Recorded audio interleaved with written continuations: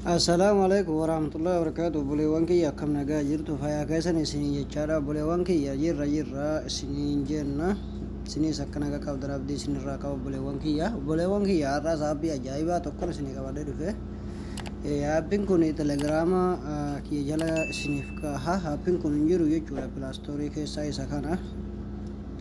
Xayyib aappii kana mee itti barreessine pilaastorii keessa jiraatu dhabu waliin ilaallu. Akkuma asirratti argaa jirtan kana asuma irratti barreeffame kana hin jiru jechuudha pilaastorii keessa ni agartan jetii yaada pilaastorii keessa hin jiru. Xayyib aappii kana eessa argannaa kan jiruudhaaf ammoo telegiraama keessan seentanii adam walloo jettanii itti barreessitan isiniif bahaa jechuudha.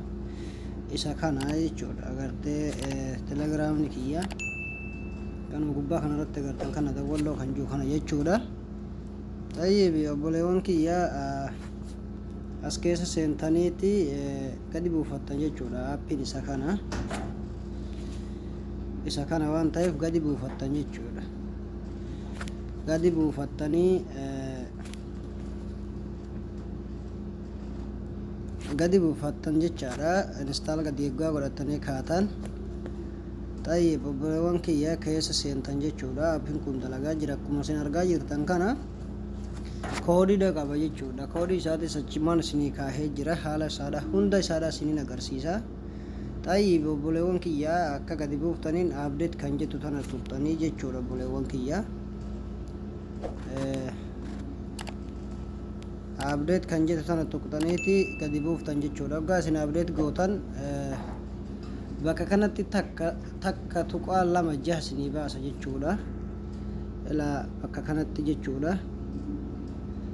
Bakka qalamarra isinii kaa'e kanatti takka lama tuqaa jaha isinii kaaha ni agartan jeetii yaadagaa inshaallah. Bakka kanatti jechuudha takka tuqaa lama tuqaa jaha isinii baasa. Yeroo kanatti isiniif abdeet ta'ee jira jechuudha. Xayyib warri zeeniidha zeenii kanuma gubbaa kanarra kaa'attanii zeenii kanumarra kaa'attanii jechuudha obboleewwan kiyya. Warri jawwiitis jechuudha warri shari'aa sabaa qabdanis isuma itti aanu kanarra kaa'attan in agarta jeetii yaada isiniif dalaga jechuudha akka ajaa'ibatti. Xayyibii asirra kaa'atanii asirra kaa'atanii waggaa kaa'atan xayyib telegiraama kiyya keessa dhaxxanan mallee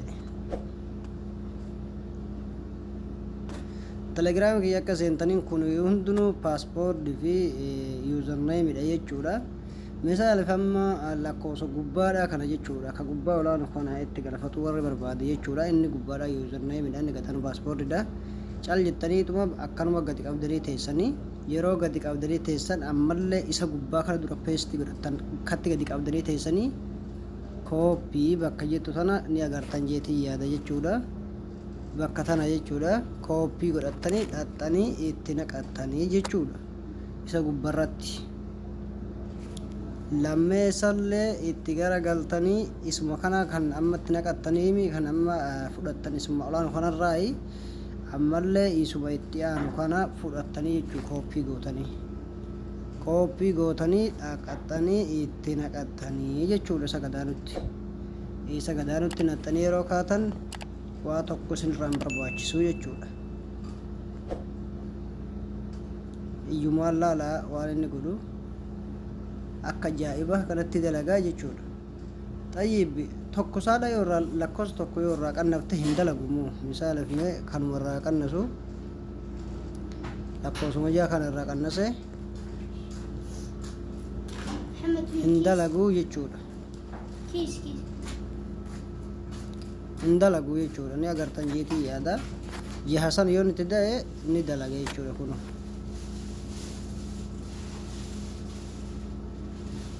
Kun ni agartan jeetii yaada jechuudha. Xayyib aappiin kun dalaguu fi dalaguu dhabuu isaadha. YouTube seennee walumaan ilaallu.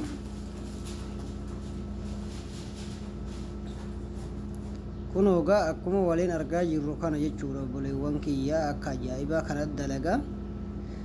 username fi password telegram ke jala sini kaitin jira achi argattan jechaadha.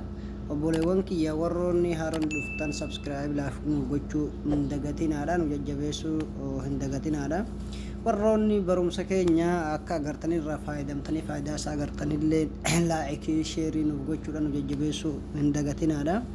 Warri tiktok jalatti argamtanii achumaan seentanii profaayilii tiktok kiyya jala youtube kiyya jira waan ta'eef achumaanu subscribe laa'ikillee sheerillee nuuf gochuu hin dagatinaa isiniin jenna obboleewwan kiyya. Namoonni hedduun viidiyoo kana argee akka irraa fayyadamuu fi obboleewwan kiyya akkuma nama dura isiniin jechaa ture gaanumatu wal guddisaa numatu wal xiqqeessa.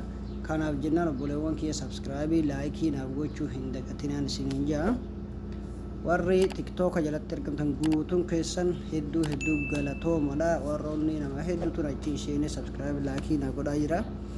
Obboleewwan kiyya viidiyoo kiyya laaladha, waan irraa barattanis ni agartanii, waan irraa isirraa hanqate sammuu agartee kanatu irraa hanqatee jaadha. Waan akkanaati jaa koomentii jalatti barreessuu hin dagatinaan isiniin jaa. Waan isin dhibee waan dandahetti isiniin barsiisa naaf himuu qalbiidhaan akka hin irraanfanne isiniin jaa. Assalaamu alaikum warahmatullaahi wabarakaatuh.